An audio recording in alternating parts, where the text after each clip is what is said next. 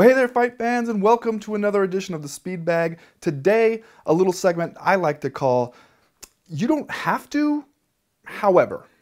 Now, this one goes out to UFC Women's Bantamweight Champion Ronda Rousey, who, according to initial pay-per-view buy estimates, as well as just looking at our own web traffic on MMAjunkie.com, had herself a pretty huge night opposite Betchko Hea at UFC 190.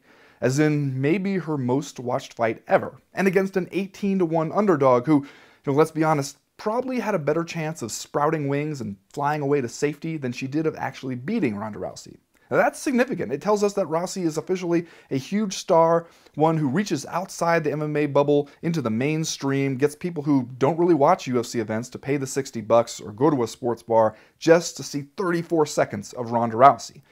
Now, that's especially important for one person, and that's Chris Cyborg Justino. Now, UFC President Dana White has said he will make the Rousey-Justino fight the minute Cyborg can make 135. However, she's pretty big for 145. We don't know if the day's ever going to come when she's going to be able to meet Ronda Rousey at bantamweight. Previously, her best hope might have been that Rousey would run out of credible contenders, people would stop paying to see Rousey beat up some hapless opponent, and the UFC would be forced to capitulate to some kind of catchweight match between Ronda Rousey and Chris Cyborg. Although now, that seems like maybe it won't ever happen, which brings us to the title of today's segment. Ronda Rousey, looks like maybe you won't ever have to fight Chris Cyborg.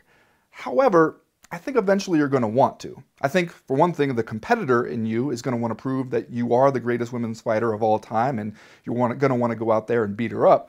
I think also you're just going to get super annoyed with all of us who won't stop talking about that fight. And trust me, we won't. Ask GSP and Anderson Silva, ask Fedor and Randy Couture. We can keep talking about annoying fights we would love to see indefinitely. And we'll do it probably after every Rousey fight from now until the Cyborg match eventually happens. And I think sooner or later, the UFC and Ronda Rousey are going to realize even though you don't have to do the fight, you're going to go ahead and do it anyway. I just think it will probably happen later as opposed to sooner, because right now you could pretty much put Rousey in there against a houseplant and still sell 500,000 pay-per-views.